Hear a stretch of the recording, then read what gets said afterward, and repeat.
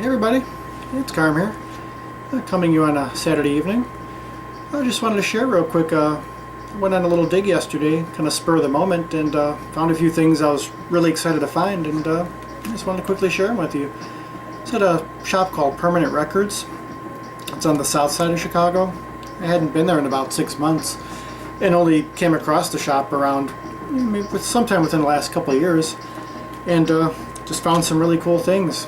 They have a great section of imports, experimental, and private press stuff, as well as they have a private press section, not separated by genre, but just a general section. So yeah, I'll just start right in with them.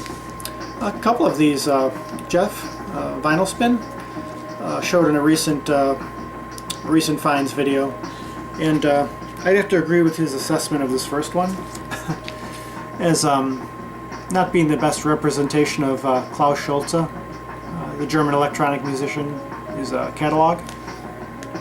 He's joined by Rainer Bloss, who's he collaborated with quite a bit back in the 80s, and this is Ernst Fuchs on vocals. It's from Intim Records in 1984. Ernst Fuchs, what I understand of him, he's also quite prolific as an artist, working in several different mediums, painting among them, as well as composing and singing. But yeah, I think his rather quasi-operatic vocals, somewhat overly emotive at times. It's kind of incongruous the way it blends with the electronics of Klaus and Rainer and the drum machines. It's not very good representation of Klaus Schulze, and not one of his, better works as far as, if you're looking to get into his stuff, this wouldn't be the album to go by, but it had a certain charm to it, though, the vocals and the electronics, which, I've only listened to it once, so you'll have to explore it more, but yeah, I'd agree with you, Jeff, that if you're watching, it's definitely not, wouldn't be the first thing to go for, but I was just happy to add it to the collection. I'm a longtime fan and completist as well, so it was nice to come across it. The first thing I saw as I walked in, actually. This next one I was really happy to find. Nick Tindal, Inspinung, Sky Records. For those two reasons, I only have one other album by him. This one here, Lagoon, on the Hearts of Space label, from 1990. I've had it since high school. This one since I was about 16 or so. But really happy to finally find something else by him, and reasonably priced for being on Sky Records. This is also from 1984.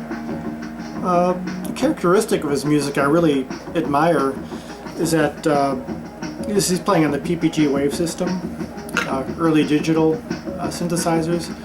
He somehow manages to make these digital synthesizers sound, they have the warmth of analog, which I really appreciate. It has like a certain breathing quality to it. I don't know if it's the way it's mixed or just his overall approach, but it's something I really enjoyed about it. Yeah, very nice, impressionistic and ethereal, short little pieces. And yeah, again, just really excited to find it. The music very much matches the cover, and yeah, I hope to find more here and there, but I'll definitely settle for this for now. This next one also, Jeff also showed, Marscape, with Jack Lancaster on woodwinds and Robin Lumley. Yeah, if you're a fan of anyone's a fan of Brand X, this is definitely has all the members of Brand X from that period. 1976 this came out. Yeah, John Goodsall on guitars, Percy Jones basses, Phil Collins drums, percussion, the late Morris Burt on percussion. It has probably a little bit of an added dimension, though, in difference to the Brand X albums. Probably more chamber music-like, and appropriately atmospheric, being considering the theme is of space. Some of the titles are Phobos and Deimos, Arrival, Sail on Solar Winds, Dust Storm. So it's yeah, I was really happy to find this, and I'd only seen it. I've heard of this before, and just happy to add it to the. It's very much in the fusion, again, the fusion mold of what Brand X does best. These last couple of ones are in the private press section, and I'd never heard of them before. Betty Kaplowitz, Out and About, from 1977 on Boufbray Records. I like the little logo, the little dog in the turntable. This is basically singer-songwriter folk music. It's just guitar and vocals by Betty Kaplowitz. And I'm not real versed in the genre, but it does kind of bring to mind Joni Mitchell, which would be an understandable influence. And it's quite a pleasant listen. She has a nice voice. And if you're interested in a rather traditional folk of the period, this is from 1977. It'll be worth picking up if you find it around. I'd never heard of it before, but I like coming across these kinds of things. I love obscure things, private press in general. So it was really nice to find it. Something I guess I would call it a bit of a wild card, considering I don't have much of this sort of thing in my collection. And this final one is more along the lines of what I like as far as fusion. Aerial Perspectives, another group I'd never heard of. They actually were a local group. This is on the Little Misters label, 1985. And it was recorded in Alsip, Illinois, which is actually a small town only about an hour from where I live. I like this little statement here, for maximum effect, buy a new stereo. Which I could use one myself. But it's nice. It's actually came with a label on top. Grab it over here. Yeah, Rare Private Press Prague. Yeah, it's basically kind of a progressive fusion. At times it almost sounds like it could have been done 10 years earlier, from the mid-70s. Combination of analog and digital synthesizers, guitars and drums. And I like everything about this album. It just has a certain charm to it. It's tight and loose at the same time. And it's just it just has kind of a whimsical tone to it, even down to the artwork. There's an insert drawing amidst the various band members.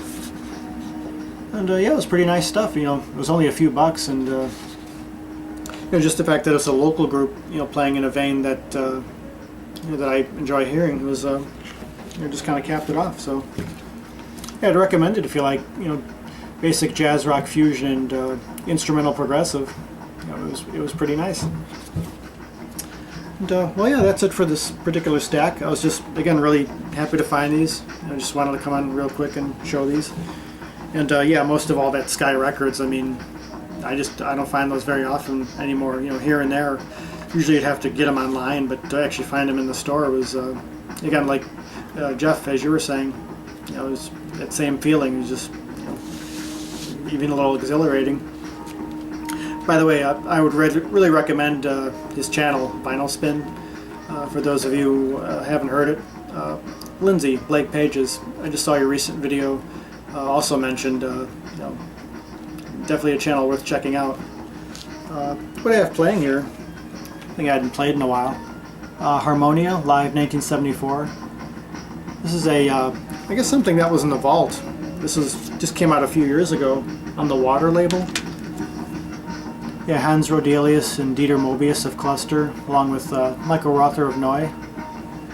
Yeah, just a nice live gig from '74. And I'm guessing it's probably on vinyl, but I found the CD first, so just grabbed it up when I saw it. So just happy to find that. Well, I'll just do it about for this. Do it for this time. And yeah, I'll let you all know when I check out that place again. I mean, it's I don't get there too often because it is pretty expensive, and you could spend all your money before you know it. But yeah, just the fact that it has a private press section, which I don't often see personally in record stores. So yeah, it was pretty nice. Well, until next time, I hope you're all doing well, and thank you all for watching, and well, have a great weekend. Take care.